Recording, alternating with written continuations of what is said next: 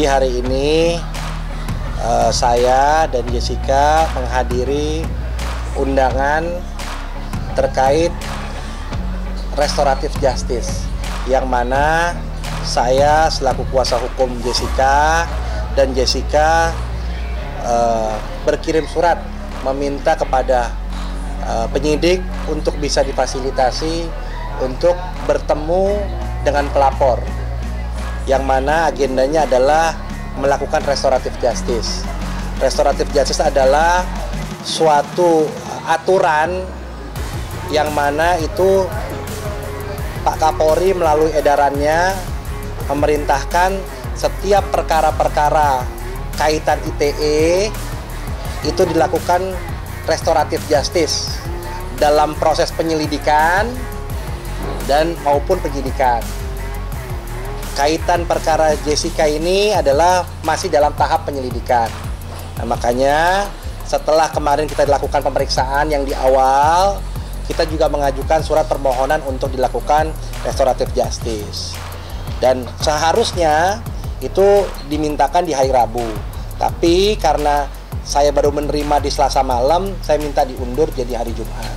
Dan ternyata di hari Rabu itu saya lihat ada proses restoratif justice juga terhadap beberapa terlapor, yang mana rekan-rekan media juga tahu bahwa RJ-nya terjadi kesepakatan perdamaian antara terlapor dengan pelapor. Kami berpikir di hari Kamis dan Jumat ini kami berpikir juga bahwa ya itu mungkin terjadi juga bagi kami, ya, karena kami ingin juga menyelesaikan masalah ini juga dengan sebaik-baiknya, ya, kalau bisa juga dengan secepat-cepatnya.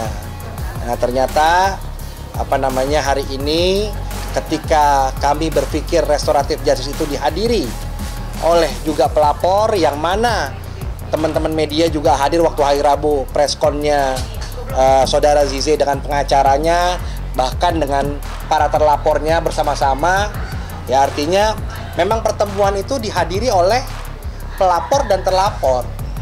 Nah, tapi hari ini kami menyayangkan sekali bahwa hari ini ternyata pelapornya tidak hadir. Jadi tadi ketika di pertemuan tersebut saya menanyakan terkait kehadiran pelapor, dan kami bingung gitu loh. Artinya bingung di sini, ya, apa yang mau disampaikan klien saya kepada pengacaranya. Ya, artinya malah pengacara nanya, klien saya nggak kenal terlapor, ya. Ya, kalau kenal ya susah, kalau misalnya harus kenal dulu baru bisa ketemu, kan begitu. Nah, itu yang dari saya, nanti mungkin Jessica bisa nambahin. Kalau dari saya pribadi, otomatis ya pasti pengen menyelesaikan masalah dengan sebaik-baiknya gitu ya. Kalau misalkan memang ada fasilitas mediasi, tentunya pasti kita juga maunya masalahnya cepat selesai gitu ya, dengan damai, dengan ya udah gitu ya kan. Dan sangat saya pribadi itu sangat amat menyayangkan dan sangat kecewa gitu, karena saya hari ini beretikat baik, berniat baik, ingin memohon maaf kepada Zize atau Aziza gitu ya, secara langsung, secara face to face gitu ya.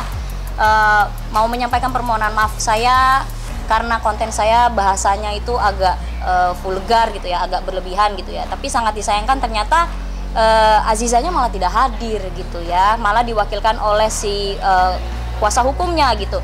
Ya kan, saya juga jadi mikir, masa kalau saya mau minta maaf, masa saya minta maaf sama lawyernya gitu kan, saya salahnya sama Aziza gitu loh, masa saya minta maafnya sama kuasa hukumnya gitu loh. Tapi ya mau gimana ya, Azizanya tidak hadir, ya jadi permohonan maaf itu tidak sampai jadinya.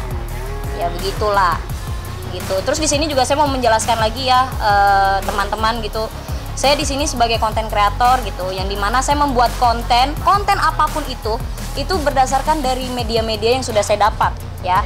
Khususnya dari konten saya terkait Aziza ini saya mendapatkan dari X dan dari kreator-kreator yang lainnya juga. Seperti yang kakak-kakak juga bisa lihat ya, pasti ya, yang teman-teman bisa lihat, konten kreator yang membuat tentang Aziza ini bukan hanya saya gitu ya. Jadi ya gimana ya, ya intinya kayak gitulah teman-teman ya. Jadi saya buat konten itu berdasarkan dengan media yang sudah ada gitu.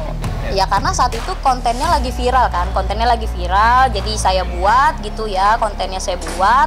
Habis itu tiba-tiba saya dapat laporan pemanggilan dari Bareskrim gitu. Ya sudah, saya hadiri. Ya udah, terus saya juga nggak tahu juga terlapor yang lainnya siapa-siapa aja pun saya juga nggak tahu. Terus tiba-tiba kemarin hari Rabu ya Bang ya? Tiba-tiba hari Rabu ada terlapor juga yang ternyata menghadiri mediasi gitu, dan mediasinya berjalan dengan lancar. Dengan harapan saya ya hari ini saya dikasih kesempatan untuk mediasi, ya saya kan maunya juga maunya terjadi seperti hari Rabu kemarin, tapi ternyata hasilnya lain gitu. Reaksi kuasa hukumnya seperti apa ya? Ya tadi walk out lah. Ya tadi kuasa hukumnya walk out, dia meninggalkan ruangan gitu. Ya karena saya lihat ya dia bilang yang menentukan perkara ini ujungnya di saya keberatan. Ini kan delik aduan. Ayo dong, maksudnya kita juga hormat, kita saling menghargai lah. Saya menghargai sisi pelapor, kuasa hukum pelapor kita hargai. Saya juga dari sisi kuasa hukum terlapor saya juga menghargai. Saya juga nggak mau ketika mengajukan permohonan restoratif justice yang hadir juga saya, kan enggak. Saya bawa klien saya, tanda tangan yang mengajukan juga saya dan klien saya juga. Ya artinya harapan besar saya juga demikian. Artinya tapi tadi menyatakan bahwa ya sampaikan aja, klien saya juga nggak kenal sama dari sana ya, tidak kenal juga sama Jessica. Ya memang nggak kenal. Ya justru karena nggak kenal ini kita mau minta maaf, bertabayun, menyampaikan bahwa apa yang disampaikan ini tadi seperti disampaikan Jessica kan, semua ini kan ada berseliweran di X semua. Yang bikin juga yang pertama juga bukan Jessica. Bahkan kalau bicara mau fokusnya harusnya fokus kepada yang konten-konten yang penyebaran video-video yang tidak baik itulah. Ya tapi justru malah yang dilaporkan, yang difokuskan adalah kaitan dengan pencemaran nama baik. Tapi ya kita tetap hadapi, kita siap ikuti proses hukum. Bagaimanapun kita ikuti proses hukumnya. Ya tapi ya tadi saya sampaikan juga kepada teman-teman media, ya kami menyesalkan lah dengan ketidakhadiran pelapor. Ya kami berpikir penyidik sudah menginformasikan antara pelapor dan terlapor. Artinya saya juga bukan pertama kali ngurusi permasalahan masalah ITE. Saya juga pernah juga jadi pelapor dalam kasusnya Umi Pipik dulu sama yang Oklin juga saya hadirkan klien saya Umi Pipik. Ketemu sama Oklin minta maaf-maafan selesai. Ya artinya itu juga yang tadi saya sampaikan. Yes, nanti kalau misalnya ketemu Aziza, ya kamu minta maaf ya kalau misalnya kata-kata kamu kelewatan. Kan seperti itu kan. Tapi kalau mau minta maaf sama lawyernya.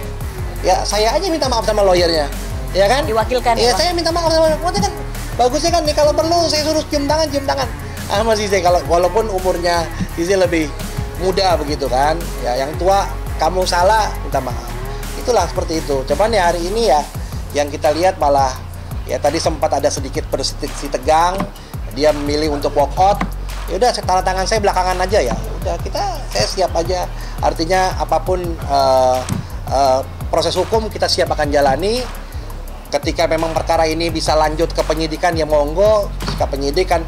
Ya saya pikir tadi dengan catatan hasil resume berita acara mediasi saya sampaikan di situ sesuai dengan surat edaran Kapolri bahwa restoratif justice harus dihadiri antara pelapor dan terlapor. Ya saya berharap ada undangan berikutnya, ada restoratif berikutnya, RJ berikutnya yang benar-benar dihadiri oleh pelapor. Itu harapan besar saya dan harapan besar juga Jessica.